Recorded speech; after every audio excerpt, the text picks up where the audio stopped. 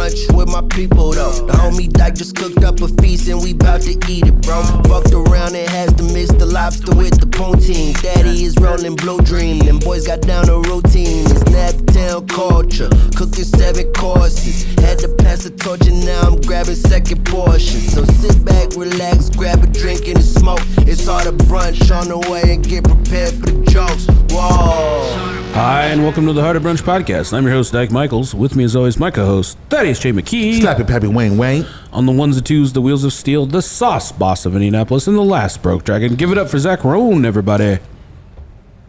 The saucy bossy boss was. Ooh. Ooh. There it is. As promised. And 2 very special first-time guests with us in studio, both from out of state. Comedians Larry Smith and Trey Eilers. Welcome to the program. Thank you. Thanks for having us on, buddy. So excited to have you both. I know you both separately, and then we had Trey booked, and he was like, "Can I bring a friend?" And I was like, "He's a comic." I was like, "Sure." And his name's Larry Smith. I was like, it's a pretty common name, but I was like, I know Larry Smith is a comedian. Well, and that's why when he told me, I was like, "What?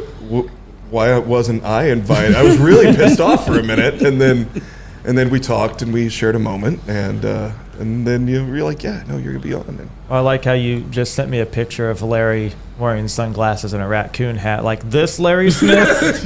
Yeah, definitely that dipshit. This guy. That's him.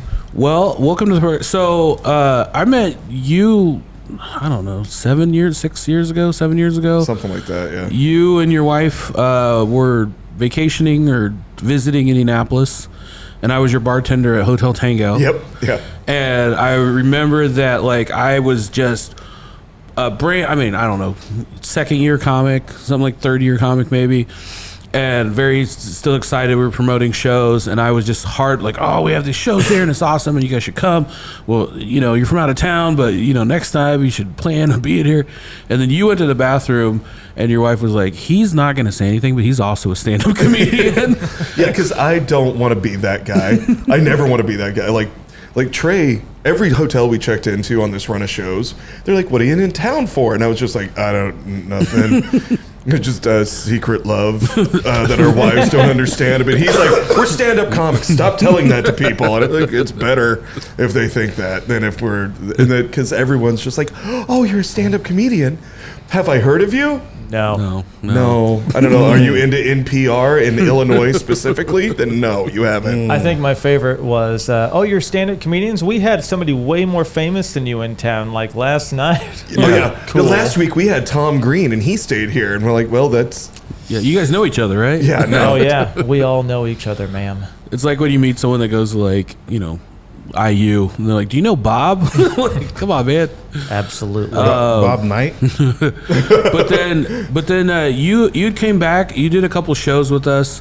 I believe we stayed up late at Hotel Tango drinking way after hours one time. Yeah, because we had the you guys had hooked me up with the Airbnb. Yes. Attached to that, and we finished that show, went over to Hotel Tango. And then we poured you into a Lyft, and I looked at the Lyft driver and went, "Good luck." And then, I don't know, my wife being the angel she is, we turned the corner to go up to the Airbnb, and all of a sudden, a Domino's pizza is just standing there. Oh my gosh! It's like here, and I'm like, "Honey, I love you so much." Love. It really was. Yeah. And then I took a shower on the floor of that bathroom is what I did the next day because we were meeting for brunch at Hotel Tango, and we all walked in and looked at each other and went, "How we doing?" And we were like, "Just be honest." Yeah. Just be honest. We're all hammered shit right now is all what we are. Yeah, it was a rough one. Oh, that was, yeah. And then you came back, we booked you on, we had a run of these brunch shows because comedy at 11 a.m. is what everyone's into. Yeah. And the first one we had was actually great. It was sold out. Second one was great, but it was about halfway there. And then the one I invited Larry to last time, what did we say? There was 4 people in the audience? 4 people in the audience. I think 2 of them meant to be there. The other 2 were just like, well, okay, let's see what these dipshits have to say. And then I immediately after that got really drunk, like epically drunk. Oh, back to back. Yeah, and then because we stayed up all night drinking, and slept for maybe 3 hours, and then grabbed a snack at the house, at your house, went to the bar to do the show. As soon as that was done, and I was like, well, that was something, and I just got really drunk and rode a Lime scooter up and down the street until I believe it was you and, again, my wonderful wife Nicole going, you're gonna die, you gotta get off that thing. It's like, this is the only thing bringing me joy right now. I like the idea of your wife just standing there throwing the pizza in the trash. Like, I'm not doing this today. No Not more. again. No more. I also like you telling your wife that a scooter is the only thing bringing you joy. She knows. She understands Okay, me. all right. Well, that's also your fault. Not your fault, like, but the show's fault too, right? The show went so bad that you had to get Lime drunk. Yeah, I was Lime scooter drunk. Yeah. No, Yeah. it definitely was. Also, we booked only out-of-town comedians for that show. So at least More expensive. At least the show was bad, but everyone drove really far to get there. Yay. Yeah, but you know what? I kept saying all day it was worth it because we got to hang out with you. The whole We did. we mowed your yard together. Yeah, I was trying to explain to Thad about how there was another person, Sarah, who was like comedy adjacent, who like, and it was like the three of us. None of it, like, not everyone knew each other, but we were all hanging out and had a great time. And then just like, yeah, watching me cut the grass. Yeah, we cut the grass. We cooked out. It was just dad stuff. Yeah. And then so we become friends through comedy and through traveling and lawn care Failures. and then Trey was blown away by the mosaic that you did last year for Middle Ground Comedy Festival. Thank you. And I was asking Gwen, I was like, how do I get in contact with these guys? And like, oh, they're awesome. And then we got in contact, and I did the pitch for meat cakes to you guys, and we were like, yeah, that sounds really cool. We want to come down. And I didn't realize you guys drove down from Wisconsin? Yeah, so I had a show I closed out in not just southern Wisconsin, but like northern Wisconsin the night before. The Arctic Circle. Yeah, it had been booked, but you guys told me we're making cakes out of meat. I'm like, oh, we're going to make it. Yeah. We'll just drive the whole night. It's fine. Yeah, and then like psychos, you guys drove through the whole night, got there. Like they get there at like 10 a.m., but they're setting up, and like you guys just got off the road. That's insane to me. I don't even think I've only done that for comedy like once or twice. We took a little nappy nap at the rest stop. You know, it was all good. We luckily my mosaic partner Scotty never sleeps like a normal human being anyway. Yeah, It's usually hanging upside down with his eyes wide open, Yes. screaming. It's weird. Yeah, and so it worked out. We like on the way up to Wisconsin, it's like you're gonna sleep in the car. I'll sleep on the drive down to Indiana. It's all good, all good. How does go ahead. how does one get into mosing? So at Middle Ground, you guys saw that one? Yes. It's the first mosaic we ever did. Oh, really? Like literally, I was already a part of the festival. Well, explain what it is. All right, so yeah, the Rubik's Cube mosaic. We take a picture and we digitalize it up, pixel it up, and do all the art on the computer. And then we take thousands of Rubik's Cubes, miniature Rubik's Cubes. So they're about a quarter the size of a normal cube. And we make that picture out of a bunch So of you cubes. have to solve every single Every individual single one Rubik's of them. Cube to be the exact color scheme that you need for that Yes. pixel of the part of the picture. Which that means both of you are just extremely talented at solving Rubik's Cubes. Yeah, my average for solving a regular cube is somewhere around 17 seconds. Wow. 17 seconds? I'm not gonna lie. My whole life, I thought Rubik's Cube. I thought it was like a joke thing. Like it can't actually be done. Right. Like I thought it was just a thing where it's like that they just gave kids to like kill I'm time. still convinced that is the case. You guys gave me a Rubik's Cube, and you're like, you'll figure it out. That was 8 years ago. Well, we were just telling you that. Yeah, well, you were just doing it to keep Coco busy. Yeah, go over there, Just eat your pizza, eat your pizza, play with the Rubik's Cube, and your speak and spell. and sit you'll on be your fine. scooter. Rubik's Cube's the only thing bringing me joy right now. No, it's only frustration. So are you like really good at math? No, I mean, not more than the average person. I Here's mean, the thing. I'm really bad at math, so I bring the People- average down. People think that, like some things are harder than they are. And I think a lot of times if you just hard devote yourself to something for like a week, then you go, oh, this isn't actually that hard. And Rubik's Cube's kind of like that. Yeah. And where can people, like, if they want to check out, like, the Instagram? You guys have a bunch of different ones that you've made. Yeah. The Instagram is Hairbrained Ideas, HAIR, not the rabbit, but the stuff on your head. And yeah, we're terrible millennials, so sometimes we post a lot and sometimes we don't. But we do make some cool shit. They're really impressive. You guys did was like a cow popping out of a meat cake. Yes. Which was really cool. And this year was we've talked about meat cakes ad nauseum, but this was the first year that we had the whole like art component. So we had like the whole art wing. Yeah. So we had a bunch of artists over there and people were selling stuff and displaying stuff, and you guys really tied a bow on a cool event. I'll tell you, that event was amazing.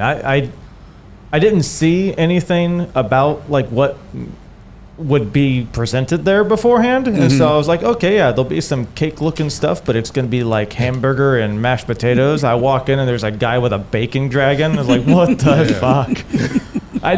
So oftentimes when we do the Rubik's Cube stuff, like we're the impressive thing in the room. Yeah. And it was so awesome to not be the most impressive thing in that room.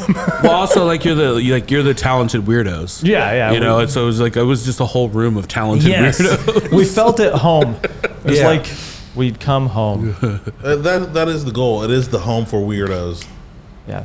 Super cool event. I told my wife about it. I'm like sending her pictures while we're there, and she was so pissed. She was not. So I was like, we'll come back next year. That's the best marketing, really. Right. If it pisses people off, we're winning. Well, we have a kind of an interesting. This is an interesting episode of Harder Brunch. I guess it's time for the Smoking Goose brunch breakdown. I forgot you didn't have the microphone. Smoking Goose, located at 407 Dorman Street. All your charcuterie needs. I'll tell you what, we just had an event. Zach and I just had an event for the Indie Monthly Savor Dinner Series. Woo. We cooked for 160 people, 5 courses. Woo, teamed up with Gomez Barbecue, and my course utilized the Smoking Goose Kitchen Sausage, which is like pork everything sausage. It's kind of a cheater, but it was pork and ricotta and a stuffed shell with like red pepper coulis, and I turned the rest of it into a lasagna for Thad. Oh my goodness. It was amazing. You're arousing my stomach right now. Like it had like a buttery taste with a little bit of thyme, if you will. Was it thyme? Basil. Oh, sorry. Okay, yeah, basil. Fresh basil. Yeah, it had a bit. It was so good.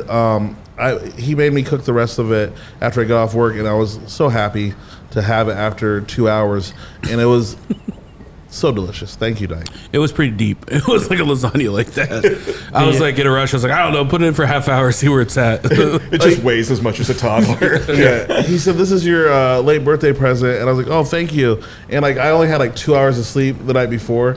I'm like, I'm just gonna go to bed. He's like, well, just check this probably every 30 minutes for the next 2 hours. So I got 0 sleep, but what were you talking about? Lasagna? Lasagna and the Smoking Goose. Oh, I was talking about the brunch breakdown. Okay. And that brings us to the Smoking Goose brunch breakdown, where normally we would discuss the wonderful meal that we just cooked for you guys. But you guys got to come on the auspicious day of Ramp Fest, Indy. So we are podcasting first, and then we're going to go and we're going to eat some of the best chefs in Indianapolis. I was explaining to you guys briefly before the show, because no one outside of Indiana knows what a ramp is. Yeah, never heard of this. But it's like a wild onion, right, Zach? Is that what it is? Yeah, it's kind of oniony. Yeah, it's got a big leaf, like, and a little red stem in the bottom. Amelia's had a ramp and cheddar biscuit. That's what I had. Wow. I had that for breakfast. This would be a hell of a day to good. find out we're allergic to ramps. My throat is closing up. It's definitely like, I was thinking about, like, I could feel my breath as soon as I ate it. And I was just like, man, this is going to be a stinky day for up close conversations. Everyone just chomping on ramps. There should be like a ramp kissing booth. Yeah. But you get paid if you can last. They give you money if you can last like 30 seconds. Yeah. That'd be dope. I got a question for you, Dyke. Yes. Now, with that Smoking Goose, you guys just had an event. Did you use any of that Smoking Goose stuff at the event? Yeah, I put it in the pasta that I explained. Oh, I thought that got cut out. Oh, no. I was just doing a good job of bringing that back. Like, Hey, people you probably did want a to hear great about job. that. I was with you. I was not there at all. Like, Look, hey, I get it. I weren't understand. you just had a thing? I have a partner that also doesn't appreciate what I do. You see what I'm saying? Yeah, Like, thank you. I'm here. With I'm you. the glue. I do want to point out this entire time he's like telling here's Larry and I met all about how sloppy drunk that we get when we get together, and then he was like, but then Trey is a brilliant artist. He's got to have what you can do math in your head. Oh, that's amazing. You guys do have wildly different origin stories to me. Oh, we do. Nobody's making you get sloppy drunk. Drink your beer. Okay. This is medicine. Papa's got to have his medicine, or He's he like, gets how real dare grumpy. you call me a drunk? I'm drinking at 10 a.m. You guys handed it to me. I'm just trying to help with the sponsors. Well, anybody that calls their beer medicine, that's like at least an orange flag. Yeah, you were itching. You're like, Daddy needs his medicine. He needs his medicine. I was like, please let go of my wrist. I'll get you alcohol. But look, we've been on the road since Tuesday, and you've not been on one scooter the whole time. I'm proud of you. Thank you. Yeah, thank you. Like I said earlier, you put a strong governor on me. I do what I can. You don't mean to, but Don't. Yeah, just your presence, because you're kind of a wet blanket and not fun. I have balloons and cubes, and It's really What are the balloons for? so I'm a balloon artist. That's right. He lures children into a van. No, that's right. You were telling me about this last time because you do that like kind of like a merch at the end of your shows, Yeah, right? yeah. Like you do and these aren't just like No, it's not like a just dog. like a dog. That's like what a- everyone is picturing when you're saying that. Right, dog. but no, it'd be like a T-Rex holding a chainsaw. Yeah. That sort of That's thing. such a brilliant idea. Using like a gift that you have Yeah. for your merch, Yeah, it's nobody's stealing my merch. right? But like it's like if they come back to a show, they might need to get another one because they Yes. don't last forever. Right. There's like no warranty or anything like that. No, Like well, t-shirts, there too. actually is a 3 lifetime washings, warranty. They just disintegrate after Yeah. 3 washings. You got to get a new one. And I guarantee every balloon for the lifetime of that balloon. Yeah, so Yeah, that it makes works out. sense. Yeah. If you See, there he goes doing math again. if you do a helium animal balloon, does it fly? It doesn't. It's too weighty because of all The the twists? yes. Well, if you have enough helium, yes. Yeah, I mean, if you could pump that son of a bitch up real good, but I was thinking about doing like fortune telling at the end of my shows for like my merch. Just be like, you're gonna die. have Next. everything is just you're gonna die. You're gonna 70 die. years later, it came true. Like, he Oh was my right. Just like the mall clown promised. The real MC. Well, the end of every one of our shows just looks like a county fair. It does. Because he's doing balloon twisting, and I've got T-shirts and bullshit stickers, and I just like, I don't know, you guys want to buy some crap? There's hay everywhere for some reason. Well, it's just because I'm not housebroken, so.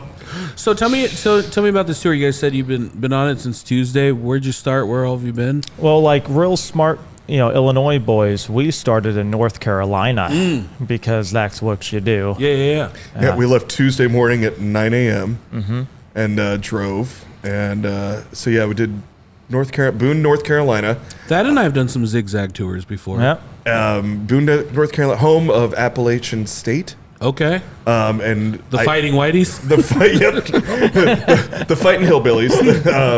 That Shoeless Joe is their. I'm sorry, Toothless Joe. That was a different guy. But no, that's. Then we went to Louisville, and then Flint, Michigan. Flint, 'Cause Michigan. again, screw Ohio. We're not doing that. Ohio knows what it did. Fair. Yeah, What's the water situation in Flint? delicious. Currently. Minerally and delicious. No, I don't.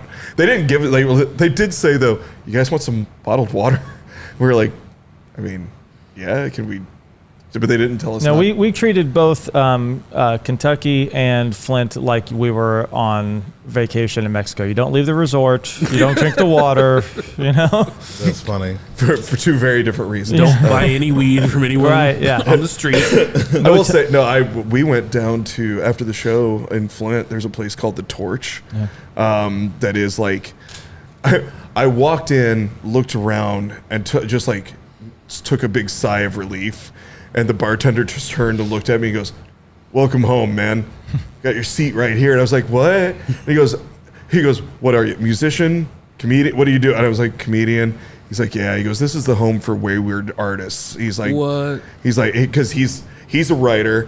The other bartender was a musician. He was pointing out, and he's like, "That guy does this. That guy does visual art. That guy did all the murals throughout the alley." He's like, "This is the home for wayward artists." And yeah, we just ended up hanging out there for several hours. Yeah. So if you're ever in Flint, Michigan, find The Torch. As long as you're not an asshole. Okay. It's a rad place. And then I'm losing days. And then last night we did the Brick Room Yeah. in Noblesville. How was that? It was good. Yeah, it was a great filled room. Yeah, that was fun. Yeah, it That was. place is a kill box. Yeah, first time I'd ever been there. I loved it. And Yeah, because the night before, we'll talk about. We did a country club, and I called it Grand Blanc, and it's Grand Blanc. I'm like, well, that's not fancier. I don't know if you understand that, but Notre Dame. Do you know where you're at? I'm a hillbilly from Central Illinois, and I called it by the French pronunciation, and you said it like I'm supposed to. So, but yeah, we did that. No one told us that all the food was delayed by like an hour. So everybody's hangry. and the drinks were also delayed by. No, man. No, you can't delay drinks. Yeah. What And they were like happened- sending the clowns. Essentially, what happened? Somebody turned off the printers, and so the tickets weren't getting printed. And then then somebody they- realized, oh, this isn't on. Clicked it, and it just went ba-dam, ba-dam, ba-dam, ba-dam. And it was like printing doubles, so they were Yeah. all kinds of screwed up. Yep, and so they were trying not to freak out, and then looked at us and went, "Go ahead." Well, Be make them funny. happy. Oh my gosh. And While people were angrily waiting for their drinks. oh yeah, they're just looking at me, and I went up first, and I walked up, I was like, "Hey guys, how's it going?" And the whole crowd turned and went, and I was like, "Oh no, this is how this is gonna go." Yeah. And, How did you break the ice? Or did you? Did you that's the thing. It was one of those nights that, well, I just started making fun of myself. and they liked it? Yeah, they loved the self-deprecating stuff because I'm a poor, and they're all rich people, and so look, the poor clown is making fun of himself. Yeah. And so that's what kind of broke the ice. And then I did a bit that lost them entirely, and then brought them back with the next bit, and then did a bit where they were like 30% was on board. Yeah. And then did another bit where everyone, as long as I was ending up the butt of the joke, They they liked it. were into it. And then I brought Trey up and just went to the bar. I just went to the bar, and the bartender was like, "Hey, the entire staff thought you were great." And I was like, "That's all that matters, because you're my audience, not these people. These people are not my audience." Oh yeah, I wrapped up. I go over. Larry's like, "Show's done, I guess." I'm like, Because the bartender's like, "Here, have another shot." And I'm like, I just put the feelings down. yeah.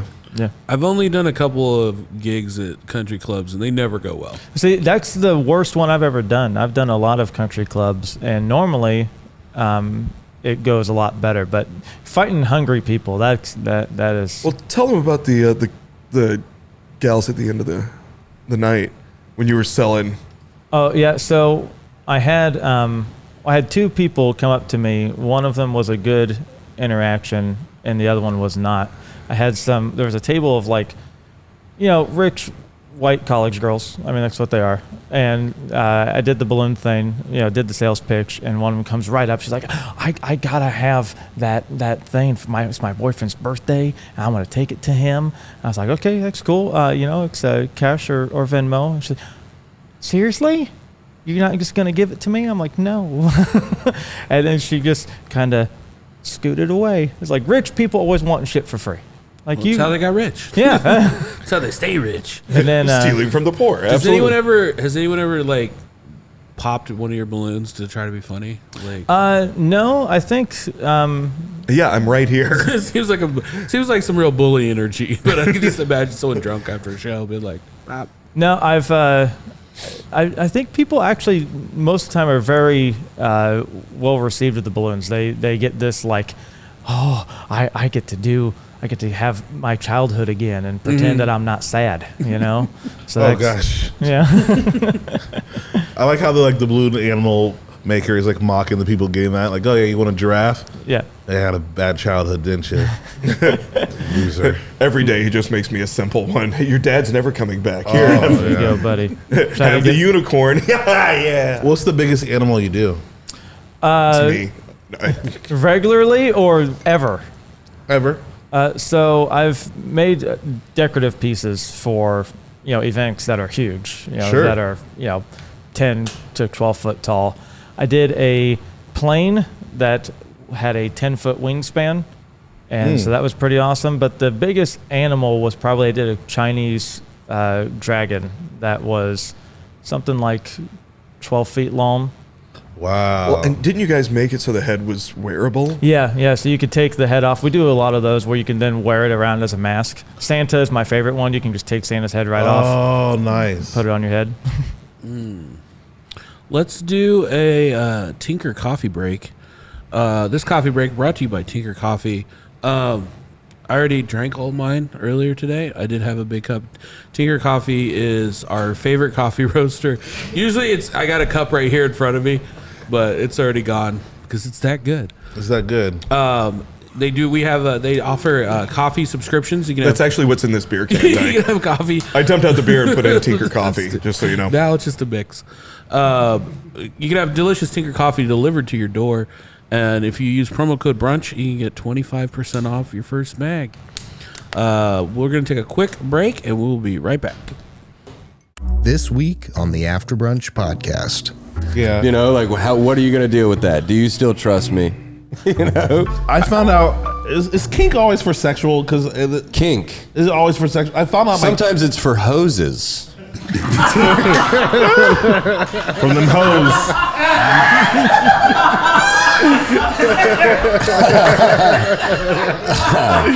We're back.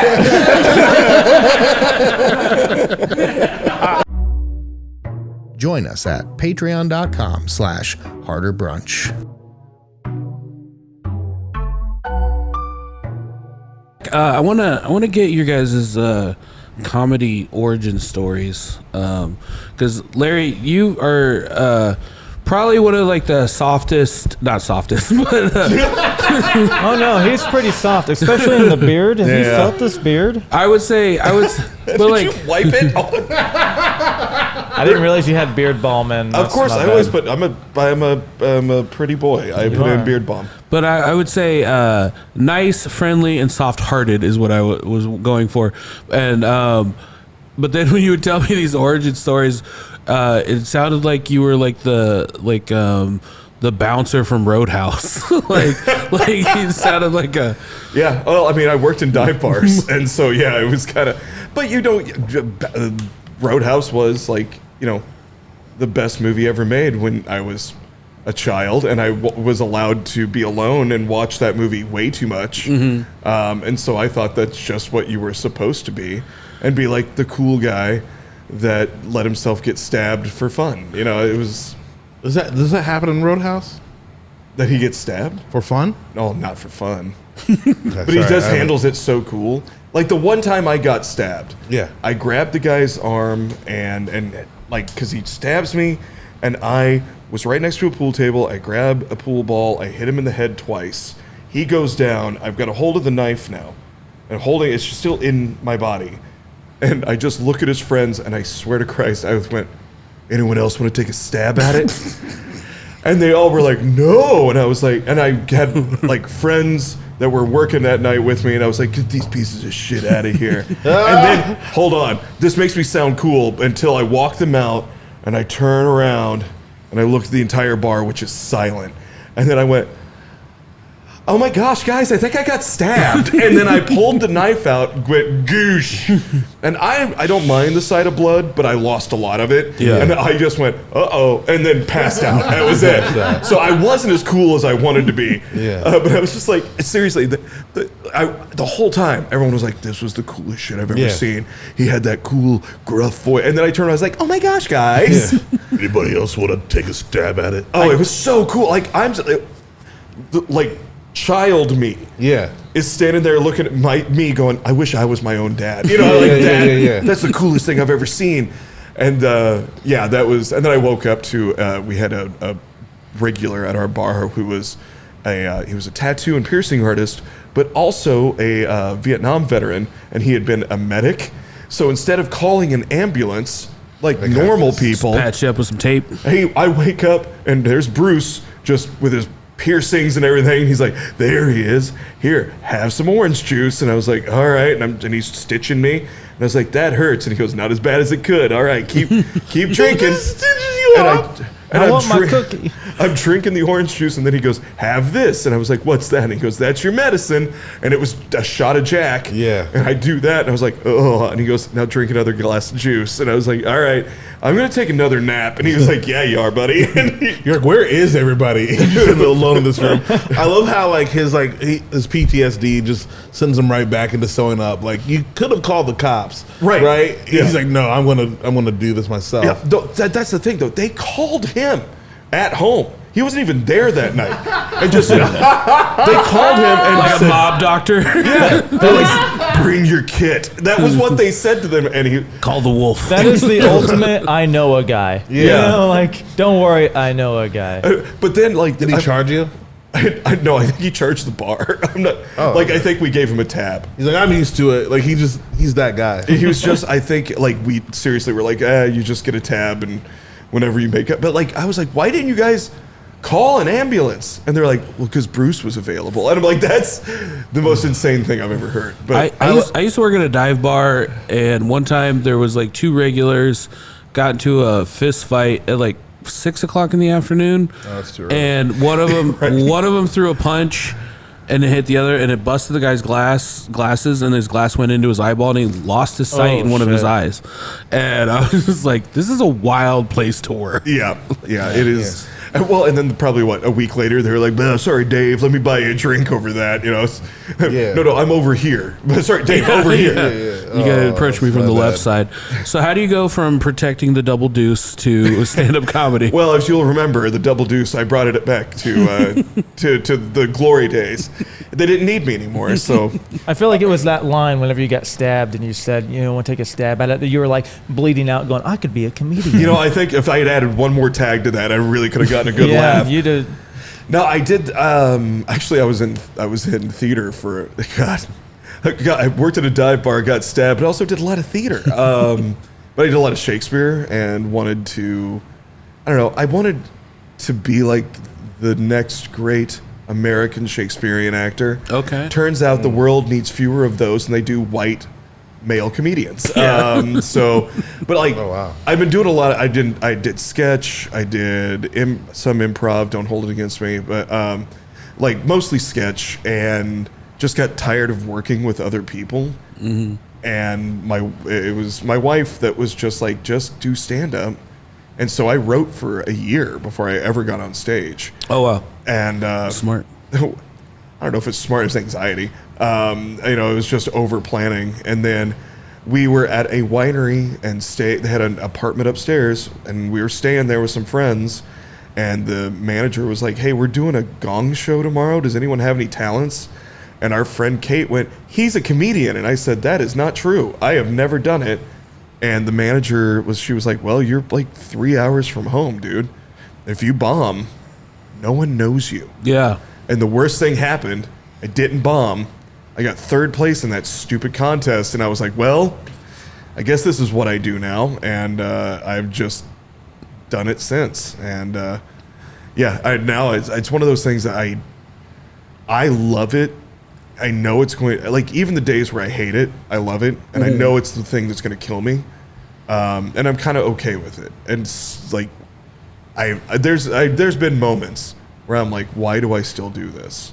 why am I still doing it? And then I think of what it would be like to not do it, and I'm like, well, that seems miserable too. So let's just get on the road and drive 8 hours and hope that this dive bar that I'm doing comedy in is going to be just as fun as every other show's ever been. Well, I'm always rooting for you because much like myself, we both started comedy later in life. Yeah. So like you were just talking about how like you're about to be an empty nester, and then you and your wife are moving to Chicago. Yeah. I'm assuming for comedy, right? Oh yeah, for partially. comedy. Yeah, well, we both. She's her day job. She's like, hey, I want to move to Chicago, and they're like, please don't quit. You can work remotely. That's fine. Please just don't leave us. So yeah, I want to go up there, but I also I don't want to lose, like, there's a set of chops that you build on the road, but I also don't want to only be a road dog. Yeah. Because you can smell the road on somebody. Like, you know what I mean? Like, if you see an old road dog, we've talked about this in the car a lot. We see these old road dogs at our home club that they were great 30 years ago, but they're still doing the same act from 30 years ago. Now, I know road dogs that change their act every Lorena 2 Bobbitt years. jokes. Yeah, they're still doing a Ronald Reagan impression, It's, Right. But It's time to put it to rest. But we know road dogs that are changing their act every 2 years. Yep. And they can work a club, but then they can also work a VFW hall in rural Tennessee and be... They may not be doing the same material, but be just as good. Yeah. Because they know how to work with these people. And I feel like when somebody does go to a bigger scene, they forget how to work the road. Yeah. And I feel like if you're only working the road, then you don't know how to work a scene. Yeah, they're different skills for sure. And I just don't want to lose either one of those. I noticed that sometimes even like city comics, whether it's Indianapolis or like a smaller city like Bloomington, where it's like, we're definitely in this blue bubble in the red state. Yeah. And then sometimes it's like if your whole act is kind of, directed towards that sentiment, and then you go 1 mile outside of Indianapolis, and then you're, trying to do a VFW hall or wherever, and it's just like, we're all woke here, right? Everyone's like, get out of here. That's why, I try to write stuff that not works for everybody, but will work for the right audience. But I have a gun control bit that I've been working on, and now I can do it for a more liberal audience, and I can do it for a more red audience, because the way I write it, and try to explain it, I'll have like more of most of the time I'm like, seeing these people that are big Second Amendment people, it's like on the back of their truck, you're like, come and take it, sons of bitch, But once I do the joke, they're like, yep, nope, we agree with you, pretty boy, and I'm like, oh, great, thanks, Yeah. But I've had like more left-leaning audiences not paying attention to it, and then when I do the punchline, they're just like, guns, and I'm like, you didn't hear like guns. The 7 minutes leading up to this part. I have a gun control bit that I'm working at right now where I just pull out a gun and say laugh, and it kind of controls the audience, and that works. I'm gonna try that. It works. Do you mind if I try it? You have to let them know it's loaded, which can I? Well, you just pull off 2 rounds in the air, right? Yeah. Can I borrow the gun? No. Okay. Legally, that I would have to be get my a own. mistake. Yeah. Interesting. Okay. For the bit. I thought we were in do you do a America. balloon animal gun? I thought we were in America. It's fine. Whatever. Wait, yours is actually registered? Is that? Well, we'll talk about it later. That's never use your own gun for that. The court case right now is asking me not to talk about it. Fair enough. I'm sorry. I understand that. Trey, what was your comedy origin story? So I was... Were you into the balloon game first or the comedy game first? Comedy first. Well, musician first. Okay. And then my buddy Scotty, who does the Rubik's Cubes with me, he'd been doing comedy for like 4 years.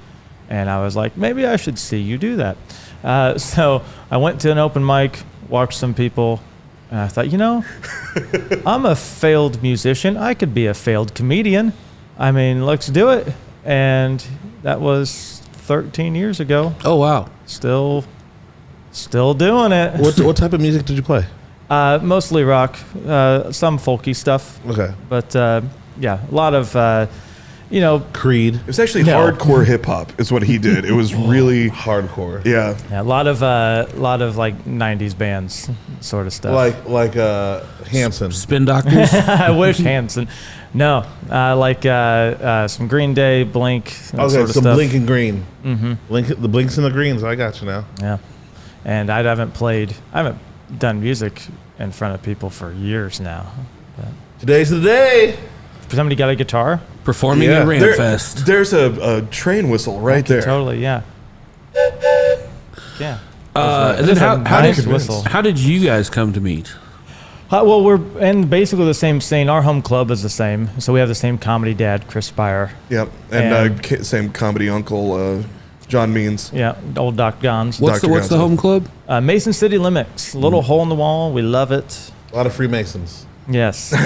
Not a couple chained up, but mostly free. Yeah, mostly. Oh. And That's what the basement's for. They like it. I'm going to where's the place where Yakov Smirnoff has a residency? That is Branson. I'm going to Branson for a family reunion, and I don't think there's There's is not. there no comedy there. I know. I reached out to several people, and they're like, "No, there's nothing there unless you are very right wing and very Christian. There is nothing there for anybody."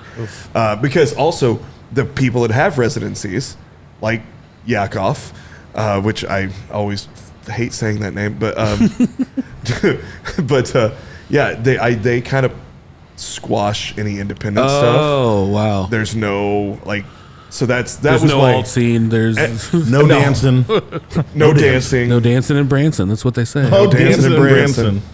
it's yak off territory. You can be yakking off. In Soviet Russia, In there's no Branson, other Missouri, comedy. comedy do you? Wow, so I'm not gonna have any fun at this family reunion. I was like, hopefully I can sneak out and do some comedy somewhere. You're not supposed to have fun at family reunions. No, Yeah, what do you or think? in Branson. I think that's the city motto. Right. Guilt only. Just take a small PA and set it on the corner.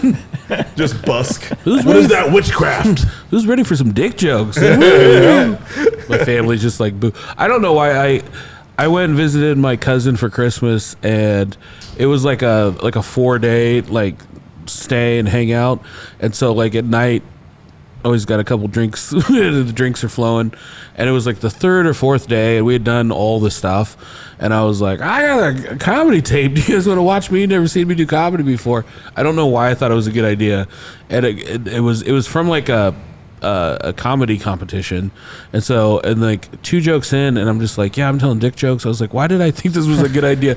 They're just horrified, and I'm just sitting there like watching their faces going like, why did I think this was a good idea to show my family? Dude, I was visiting my dad's side of the family. It was I was at my stepmom's house. I'm sitting there with my little sister.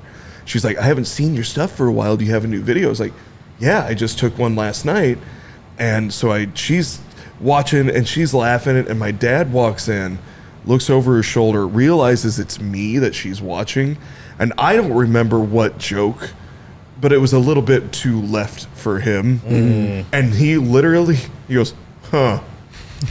Well, Jeff Dunham's on the TV in the other room. And he went in, and I was like, but you've seen Jeff Dunham, specifically this one, multiple times. And he goes, yep, still better than what's on there, and walked away. And I was like, well, that's okay. Well, It's kind of like you got bumped by Jeff Dunham. I did. I got bumped your father. That is my your fault though, because you don't have any racist puppets. I don't have any racist puppets. I tried it once. It didn't work out for me. I was like, oh, so I'm lower in my dad's eyes than Jeff Dunham and Peanut. And that's okay, because my little sister looks at me and she goes, it's okay. He's a dick. And I was like, right. Yes. Forgot. I mean, Jeff Dunham is one of the most successful comedians on the planet. It was kind of like when people like made fun of Larry the Cable Guy. It was just like, I mean, he's still one of the best. Making bank. But to be fair, your dad might be doing the right thing. Hear me out. Like, you're not going to be funny if you have a dad that's supporting you. That's that's the combination. That's the Absolutely. recipe. Having a dad that doesn't. If I want my kid to be good at comedy, I'm going to be like, don't ever do comedy. You probably will suck. Yeah, that's right.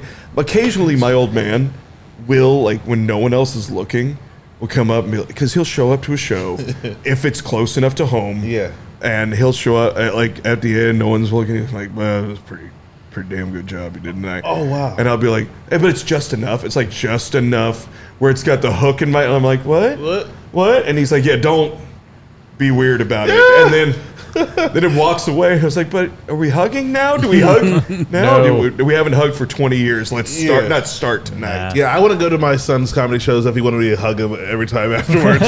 I just said, good job. Wipe the tears out of your eyes. Yeah, my youngest kid hates because I am super huggy because I didn't get a ton of them. So I'm just like, come here, let me give you a hug, and he's like, oh, okay, yeah, fine. It has really made this tour awkward, quite frankly. I'll give you a hug. Oh, after were this. you his Thank road? you. Are you his road son? Is that what's Oh going man, on? hugs. Well, his hair's almost about the same length as my wife's, and so I just like to sneak into his bed and just snuggle. There's a reason wife. we are going directly home after the show tomorrow. I can see the look in his eye. I'm feel a little bad for Nicole. I know you're just gonna walk in home and be like, Farmer Lawrence needs to plant his seed. I'm like, I gotta get out. See, of here. what's nice though is I can plow that field all day long, and it's still barren. So that's Nothing's growing. I mean, it's kind of like seamen when they're out on sea. Like they start looking at each other and they start imagining their wives or mermaids. Yeah. You know? Right. The That's why seals so many manatees got fucked, and that's why they're not. It is. That's why you're not allowed to touch them because so many of those guys. Is that real? Actually, that's the theory. How I Met Your Mother is what I saw that on. So yeah, the theory is like these sailors thought, oh, that's a mermaid. It was really just a manatee, and so that tells you one, those guys were really progressive because those are some big gals. That's right. That's a thick mermaid. Two, they're also all manatees have facial hair. Yeah. So those were some woke fucking sailors that was were a just scurvy. like, I don't care about your facial hair, and then give me them birthing hips. I'm about to make another fish baby. I think it doesn't matter weight or whiskers. Once you're in with the fin, I think that's where you start sliding. When it comes to I think manatees, once you're in with the fin, you never go back again. That's Probably not. That's wild. Poor manatees. right. They had to be confused too. Like, hey, I think they're going to come and feed us. Like wait. They're feeding you dick. Is what they're feeding you. I should have said that in front of strangers. No, that's fine. I've had so many random people walk by and just give me a wave. And like, oh, there's Dyke. He's doing a thing. How do we get to manatees? I'm sorry, we were on a track. We were talking about they're on the road together. You And gave me they, two beers at 10 in the No, morning. that's right. That's what- It started with him wanting to fuck me. That's what it was. That's what we it was. moved it's on not to- wanting to. It's just like a necessity at this Yeah. point. moved on to I manatees. just say I don't even know what I said the other day, and I just sighed when I miss my wife so much. What's been the wackiest thing that's happened on the tour? I don't know. We're pretty lame. So Well, yeah, I try to get you to come out. Oh, I mean, the night at the Torch, that was pretty great. I mean, yeah, we did have the bartender found a lime that had been under the bar for, she knows, at least 4 months. Okay. And it had become petrified. It was like a rock. Yeah. So we played with it for a while. And eventually, we had to cut it open. And of course, we're Central Illinois rural comedians, so we both got pocket knives. Like, yeah, and it still smelled perfectly like a lime. Okay. It tasted like shit though. it wasn't Broke some teeth. Yes, but it was very nice smelling still. Yeah, I don't know. We the shot they do. There's their signature shot at the Torch is called the Torch Flame. Okay. And all it is a shot of Jameson and a shot you chase that with some of the jus that they make off of the 100-year-old flat top grill. Okay. And the dude set it down. And he's like, I was like, you sold me. It's whiskey and beef leavings. Yeah. You don't have to sell me. Just give me the whiskey and beef leavings. And I do it. He's like, isn't it good? I was like, yes. You didn't. Again, I'm not surprised at this at all. In fact, I would sit here and just do this all night. Why didn't you tell me this was an option? I love when bars have like a weird thing. Like there's a bar close to our house called it's only busy one time a year. It's a very small Irish bar. No one ever goes there except for St. Patrick's Day, and then everyone goes there on St. Patrick's Day. And they just put a big, huge tent out in the parking lot, and I think they make all their money that one day. But if you go there, like normally there's only 10 seats in the inside. It's very small. There's usually 3 people in there, but they serve Braunschweiger and like crackers, and you can just get it. And they just bring out a plate of Braunschweiger and crackers, and it's just and a mustard or something like that. But it's like the house. If you order food, it's like the one option they have there. Well, I mean, I count my trip to Frankenmuth as part of our trip, even though you weren't with me. Oh, thank you. I mean, it's still part of it. Okay. You know, because I was on the road, home for a day, and then got back on the road with you. Yeah. So it's still I was at a Christmas store. Have you ever been to Frankenmuth, Michigan? No. Yeah, don't. It's avoid Michigan altogether. Avoid Michigan. I need to add that to my list of tattoos. That's right. That just says avoid, and then underneath just has the shape of the state. The first one's going to be Oklahoma, and then it's Ohio, and then Michigan. It's just going to cover up. It's going to end up being a sleeve. But no, we went to Frankenmuth. Nicole was with me, and we pull in, and they have this store called Bronner's. And it is the biggest Christmas store on the planet. Okay. It is like a Costco fucked a Hallmark store and left that baby on the stoop of a super church. It is insane. And we walk in, and Nicole looks around and she goes, "Holy shit!" And I was like, "That's a great idea." So I was like, "I'll be in the bathroom." I didn't even need to go to the bathroom. Yeah. But as a good Midwestern father and husband, when I don't want to deal with something, I'm just going to go to the bathroom. Safety of the commode. 40 minutes of Angry Birds, and then I'm sure she'll be ready to go. Honestly, though, you look like Santa in the off season. You kind of belong there at this time of year. Yeah, no, I know. A lot of people were looking at me like, do I ask to sit on his lap, or they're like, "Hey, can you come over?" But not so much a secret Santa, but just a Santa that'll keep your secrets is what I am. Ooh. But I'm just sitting there playing Angry Birds, surfing the internet, doing my just like, all right, we're killing time. Dude comes into the stall next to me, fights for his life for about 15 minutes, stands up. I hear, "Oh," and then I hear a slap, a clatter, and a slide, and his concealed carry weapon had fallen to the floor and slid like right at the partition, like right under. And I just was like, "Well, that's an aggressive Merry Christmas right there." And here's what first, great, "Ope." That's, you get an "ope" in Michigan. Yeah. But then I get glad it didn't go off again. Again. But then he reaches down to get it and doesn't quite grab it. He just, that when you slap something when you're reaching for it and it makes it go further, that's what he did. And so he just slapped his gun into my stall. No. Nice. And then I see his hands look impatient underneath the stall, and then he goes, "Well, a little help?" Well, see, and my thought was, "Motherfucker, I got the gun. I make the rules now. You better give me a please." Well, you've heard of the foot tab. This is how they do it in Michigan. Oh, it's you own into thing. it? You got to get the gun.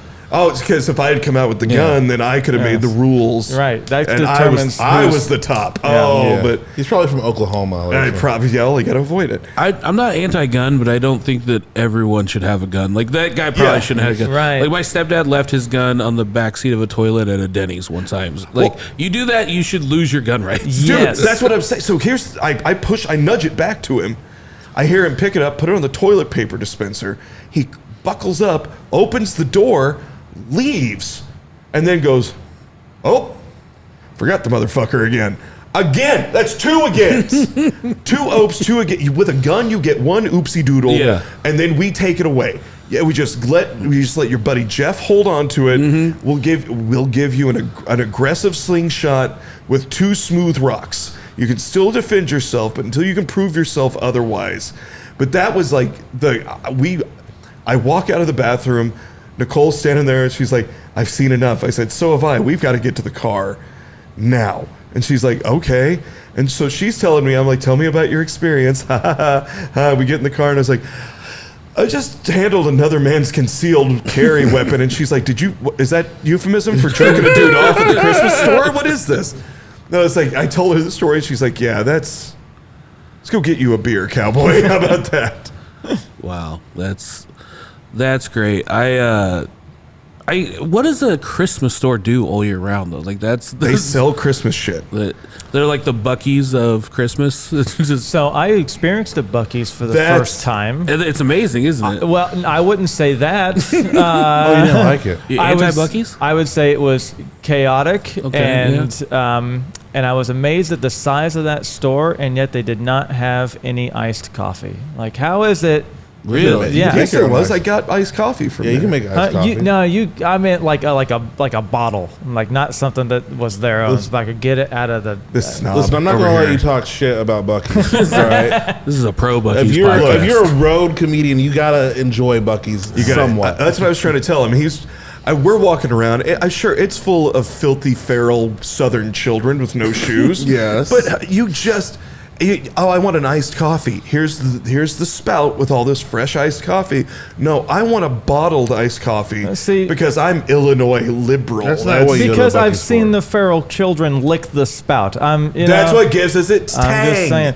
Buc-ee's is like a cruise ship, where this would be awesome if there were like 500 less people in here. And then it would be amazing. That's not a Buc-ee's experience.